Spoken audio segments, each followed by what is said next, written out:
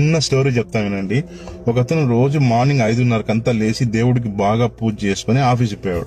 ఒక రోజు బాగా అలసిపోయి 7:30 లేచి దేవుడికి పూజ చేయకుండా ఆఫీస్కి బయలుదేరాడు. బయట వచ్చి చూస్తానే స్కూటర్ పంచర్. అరే ఏంద్రా ఇలా అయిందని చెప్పి సరే బస్సులో పోదామని చెప్పి బస్సు ఎక్కితే బస్సులో మొత్తం ఫుల్ ట్రాఫిక్ జామ్ అయిపోయింది. సరే ఆఫీస్ పోయేలోపు లేట్ అయ్యి క్యాంటీన్ పోయి ఏమైనా తింటామని చెప్పి క్యాంటీన్ పోతే ఫుడ్ ఏమీ లేదు. సరే చాయ్ బిస్కెట్ తినేసి ఇంటికి వచ్చినాడు.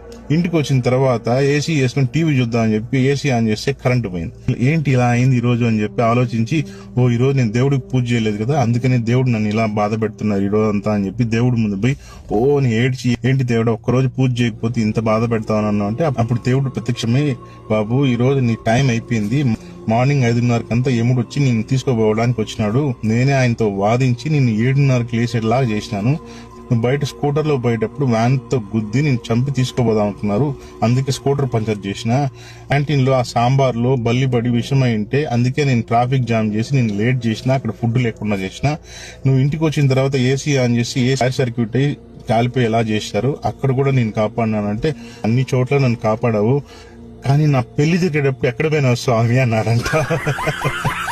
అప్పుడు దేవుడు అన్నాడంట, ఒరే దూడమొహమోడా, నువ్వు నన్ను మొక్కడం స్టార్ట్ చేసిందే పెళ్ళైన తర్వాత రా అన్నాడంట. Happy married life.